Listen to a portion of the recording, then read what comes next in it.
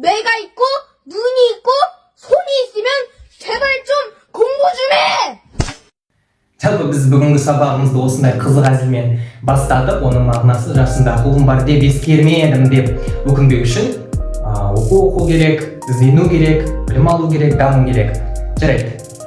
Біз бүгінгі тақырыбымызға үндестік заңына көшейік. Үндестік заңын қарастырайық. Үндестік заңы. Жалпы үндестік заңы екіге бөлінеді. Бұл бізде дыбыс үндестігі және буын үндестігі. Буын үндестігі бізде дауысты дыбыстармен,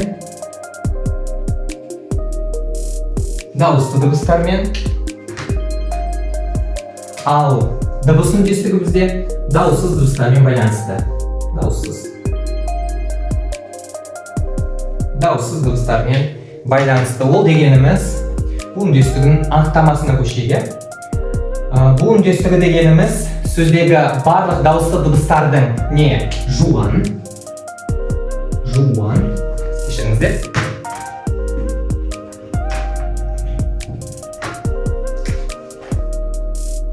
Жуан не? Жіңішке болуы. Жіңішке болуын біз буын үндестігі деп атаймыз. Бірақ байқасаңыздар, кей сөздер буын үндестігіне бағынбайды. Соны қарастырып өтейік. Буын үндестігіне ең әуелде кірме сөздер бағынбайды. Және шетінен енген қосымшалар.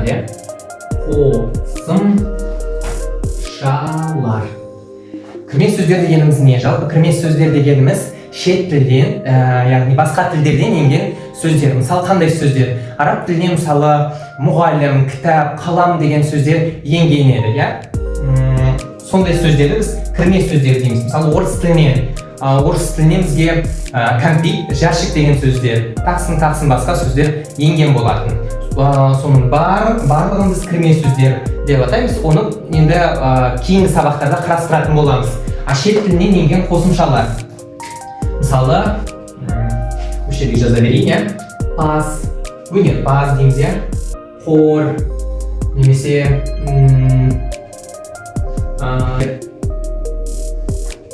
гер деген қосымша бар. Ең танымал бізде хана бар. Асхана, дәріхана дегендей. Осының бәрін біз шет тілінен енген қосымшалар деп атаймыз. Кірме сөздер шет тілінен енген қосымшалар. Сонымен қатар мен, бен, пен деген бізде бұл қай септік? Бұл бізде көмектес септігі. Көмектес септігі, яғни буын үндестігіне бағынбайды. Сонымен қатар нікі, дікі, тікі, мысалы әділдікі, мараттікі, сондай, нікі, дікі, тікі буын үндестігіне бағынбайды. Және де буын үндестігіне сонымен қатар осы жерде жаза берейін. Буын үндестігіне кей қос сөздер, осылай таңбалайын, қос сөздерді осылай салам. Есте сақтап, тез жаттап алу үшін қос сөздерде дефис болады. Және біріккен сөздер тіптен бір қызық. Бұлай, міне мынаны түбір болып қарастыруға болады. Екі түбір бір лашиқаны шеңбердің астына жиналып, бірге. Сондай мағынада ғой. Яғни біріккен сөздер және қос сөздер. Оны басқаша да неге салуға болады. Басқаша фантазия жетсе, басқаша салып, солай жаттауға болады. Оңай тәсілі осындай.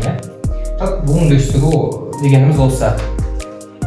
Енді бізде дыбыс үндестігі бізде бұл дауыссыз дыбыстарға байланысты.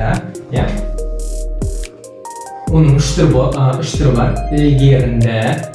Ілгерінді, оның түрлері ықпал деп атаймыз. Ілгерінді ықпал, кейінді ықпал және тоғыспалы ықпал. тоғыспалы ықпал. Үш түр бар. Ілгерінді, кейінді тоғыспалы. Оңай жаттау жолын сіздерге үйретейін. Қараңыздар. Ілгерінді ықпал дегеніміз, міне екі шеңбер салайық. Ол дегеніміз алдыңғы сөздің өзінен кейінгі сөзге әсер етуі. Міне қараңыздар, әсер етіп, өзгерті жерді. Ілгерінді ықпал, иә? Кейінді ықпал. Ол керісінше, ол артқы дыбыстың, мына жерде сөз дептім, дыбыс, артқы дыбыстың алдыңғы дыбысқа әсер етуі, иә? Әсер етуі. Тоғыспалы ықпал дегеніміз, ол қатар тұрған екі дыбыстың бір-біріне әсер етуі.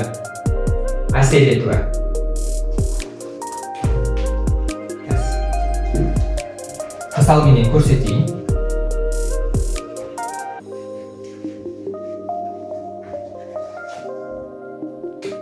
Бұл үндестігіне мысал келтірмей-ақ қояйық, ол өте оңай, иә? Білеміз, жуан, жіңішке дауысты дыбыстарды есімізге түсірейік, иә? Қандай еді? Содан кейін басқа бір күрделі мысал келтіретін боламыз, иә? Бұл үндестігіне. Қазір дыбыс үндестігіне мысал келтір жерге үш ықпалға, яғни ілгерінді, кейінді, және тоғыспалы. Тоғыспалы.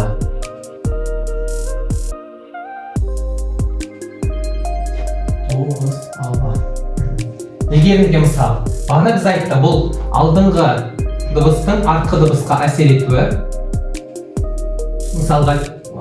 Мысал келтіретін болсақ, жез киік. Жез киік. Жез киік деп жазылғанымен біз осы сөз ілгерінді осы сөзде ілгерінді ықпал бар.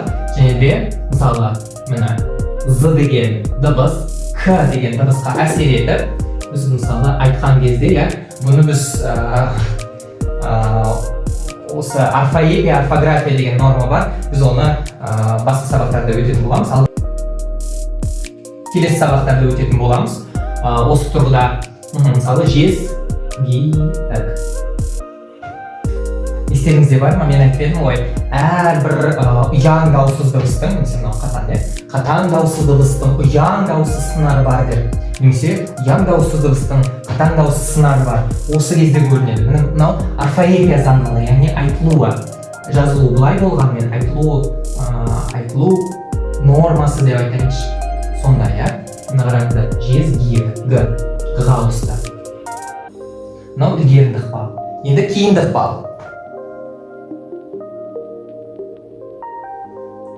Қарапайым мысал келтір жіберейік. Ақ, лақ. Міне, қараңыздар. Ілгерінді ықпал, кейінді ықпал деп біз артқы тұрған дыбыстың алдыңғы дыбысқа әсер етуін айтамыз. Сол себепті қараңыздар, міне. Л-қыға әсер етіп, оны өзгертіп жіберді. Қараңыздар. Ағы, лақ. Ағы, лақ. Енді бірге жазылмайды ол. Бірге жазылады. Түсініксіз болып кетті. Ақ, лақ. Басқа жіберді. Лақ. Қараңыздар. Л-қыға әсер етіп, оны өзгертіп жіберді. Ға. Кейінді ықпал дегеніміз осы. Енді тоғыспалы ықпал енді ол көп кездесе бермейді, бірақ біз сонда да білуіміз қажет соны. Қараңыздар. Қатар тұрған екі дыбыстың бір-біріне әсер етуі. Ол қалай десеңіздер, мына қараңыздар. Ес-жан. Ес-жан деген адамның аты. Міне. С-жан. С-жға, ж-сыға с дыбысына әсер етіп, міне, осы жерде тоғыспалы ықпал көрінеді. Қараңыздар, ес-жан. Ес-жан деп айтылады, иә? Ес-жан деп айтылады. Міне, себебі с-жға, ж-сыға әсер етіп тұр. Міне, ш-ш. Міне. Тоғыспалы ықпал дегеніміз осы.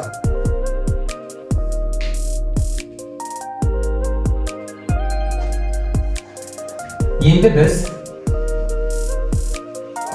буын үндестігіне және де осы дыбыс үндестігін, буын үндестігін және дыбыс үндестігін жақсылап меңгеру үшін сөйлем жақсып, сол сөйлемдегі сөздерді талдайық, иә. Бірінші сөйлем.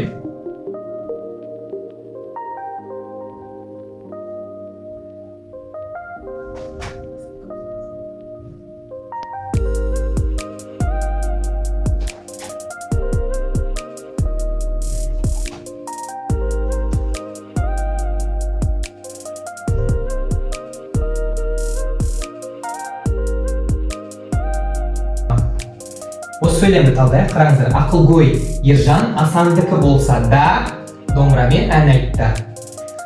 Осы сөйлем буын үндестігіне байланысты. Қараңыздар, құрылған, иә. Үндестігіне байланысты. Буын үндестігін жақсылап меңгеруге арналған сөйлем, иә. Қараңыздар, ақылгөй Ержан Асандікі домбырамен. Осы сөздер буын үндестігіне бағынбайды, иә. Практикада біз талдаймыз дедік қой, міне осы. Неге? Ақылгөй. Ақылгөй, иә, бұл шет тілінен енген қосымша. Қосымша. Бұл көбінде жұрнақ болып келеді, бірақ қосымша дей берейік, иә. Көбінде жұрнақ міне. Бастайық. Ақылгөй, иә. Хана, гөй, гер, кер, паз, өнерпаз, иә. Сондай сөздердегі сондай сөздердегі қосымшалар, олар шет тілінен енген. Мысалы бізде ол ер, иә. Ол да шет тілінен енген қосымша. Ол тұрғыда бізде даулы мәселелер көп болды, иә. Ол ер, мысалы Асан дей салайықшы, Асану. Бұл ол, ер, ина, ин дегенде ол шет тілінен енген қосымшалар. Біз соны жаттап алуымыз керек. Ержан ше. Бұл неге буын үндестігіне бағынбайды тұр десеңіздер, қараңыздар. Ержан. Бағана айттық қой, кей біріккен сөздер, не қос сөздер, олар буын үндестігіне бағынбауы мүмкін. Мынау да бізде адам аты, ол сонымен қатар біріккен сөз. Қараңыздар, Ержан, иә. Бірақ қараңыздар, ер, иә. Осы сөзді қарасаңыздар, бізде жіңішке дауысты дыбыс. Ал а болса, бұлай көрсетейікші міне. Бізде жіңішке дауысты дыбыс. Ал а бізде жуан дауысты дыбыс. Сол себепті Ержан деген сөз, иә, адам аты, сөз емес адам аты дей салайық, иә. Адам аты бізде буын үндестігіне бағынбайды. Енді Асандікі, бағана біз айтқан едік. Нікі деген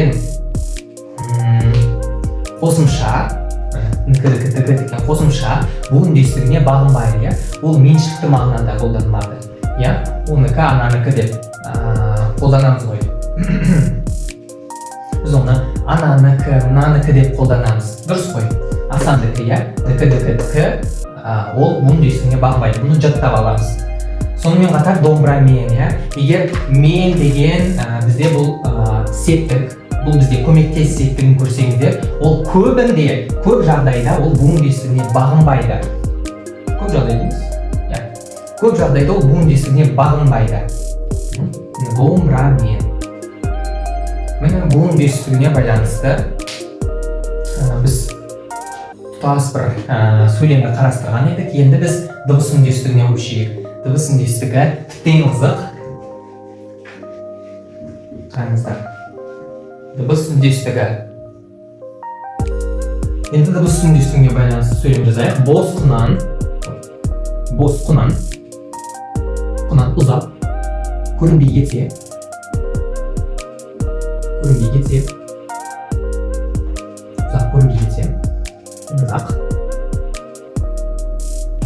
өмірзақ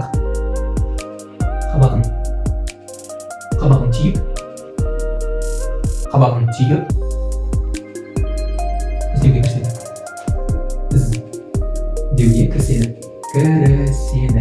кіріседі. оқып көрейік қайтадан.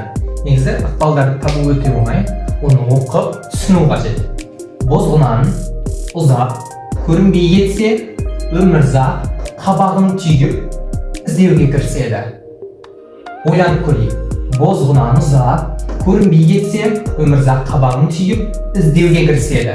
Осы жерде осы сөйлемде қандай ықпалдар кездеседі? Және олар қайда? Мәселен, қайда?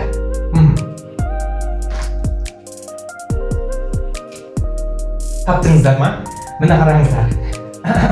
Оңай тапқан шығарсыздар, бірақ осы жерде тағы бір мәселе бар. Қараңыздар. Бозғынан сосын таптық, иә? Бұл қандай ықпал? Бұл бізде з қ-ға әсер етіп тұрғандықтан бізде ілгерінді ықпал. Мына жерге жоғары жағынан мына қараңыздар. Ілгерінді ықпал, иә? Бозғынан. Міне. Былай жазайықшы. Қ бізде ға кетті. З-ның кесірінен, з-ның әсерінен кесірінен десек те болады. Бозғынан ұзақ, көрінбей кетсе, міне қараңыздар, осы жерде де не байқалады? Ілгерінді ықпал. Міне. Ілгерінді ықпал. Көрінбей кетсе, міне қысқа и к әрпіне әсер етіп, оны г-ға өзгертіп жіберді. Енді көрінбей кетсе, өмірзақ, қабағын түйіп, іздеуге кіріседі. Осы жерде ықпал бар ма? Енді мынаны тапқан шығарсыздар, іздеуге кіріседі. Ең оңай ғой. Мынау сияқты, көрінбей кетсе, іздеуге кіріседі. Міне. Бұл да бізде ілгерінді ықпал. Ілгерінді ықпал. Өте оңай. Іздеуге кіріседі. Іздеуге кіріседі.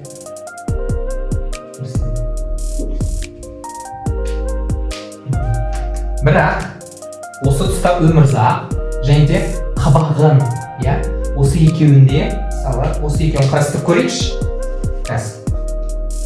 Осы жерде қарастырып, төменге қарастырайық. Қараңыздар, өмірзақ. Бұл жерде де ықпал бар. Қандай ықпал десеңіздер, бұл жерде тоғыспалы ықпал бар. Тоғыспалы ықпал. Ол қалайша десеңіздер, міне қараңыздар. Өмірі ұзақ деген біріккен сөз. Бұл негізінен біріккен сөз. Бірақ өмірі, және о бір-біріне әсер етіп, өмірзақ, олар түс қалған еді. Яғни о айтады. Егер осы тұста о айтады. Егер тұрса менің жанымда, мен кетем. Де солай қасарыс қалады. Егер о тұрса менің жанымда, мен былайша айтқанда кетіп қалам дейді де, екі қошқардың басы бір қазанға сыймай, екеуі де кетіп қалып, өмірзақ деп қысқарып қалды. Сондай қызық. Осы жерде тоғыспалы ықпал бар. Соны да біле жүру керек. Ол да келіп қалуы мүмкін. Тестте, яғни өмірі ұзақ. Мен ол бір-біріне әсер етті де, өмірзақ деп қысқарып қалды. Қабағын ше. Қабағын деген сөз де қызық болып тұр, не себепті олда ықпал бар десеңіздер, қабақ. Түбір несі қабақ, негізгі сөзі сол қабақ қой. Бірақ немесе аңыз жоқ, қабағы немесе қабағын. Мына қосымша жалғанда қабақ деген сөзге қ өзгеріп кетті. Қараңыздар. Ға өзгеріп кетті, қабағын бұл өзгерді. Осы жерде қандай ықпал бар? Әлбетте кейінді ықпал бар. Кейінді ықпал бар. Себебі міне қ-ға әсер етті де, ол ғ-ға өзгеріп кетті. Сонымен қатар бағана біз бір нәрсені ұмытып кеткен едік. Мысалға, көбі осындай сөздерді мысалы салалады. Сала ол сурет, мысалы сурет осындай бір сөйлем болсын, иә? Сурет сала алады. Міне қараңыздар. Егер қатар тұрған, иә? Егер екі дауысты дыбыс қатар келсе, иә? Осындай мысалдағыдай қатар келсе, онда осы жерде кейінді ықпал болады. Кейбір ойлап қалады, осы жерде ықпал бар, бірақ көбінде олар не ілгерді ықпал дейді, не тоғыспалы ықпал деп ойлап қалады. Бірақ шын мәнінде осындай мысалдарда, егер осындай мысалдар келсе, онда бұл кейінді ықпал екенін ұмытпайсыздар, иә? Ұмытпаңыздар. Мысалы, неге десеңіздер, міне біреу мынау асы түс қалады, салалады. Сала алады деп айтпаймыз ғой, иә? Бөліп айтпаймыз, оны біз бірге салалады деп бір ғана айтылады. Бұл себебі алдыңғы аға әсер етті де, біз оны салалады деп қысқартып айтамыз. Бұл түс қалады. Түсінікті ғой? Осындай мысалдар келсе, біле жүріңіздер. Біз бағанан соны айтуды ұмытып кетіппіз.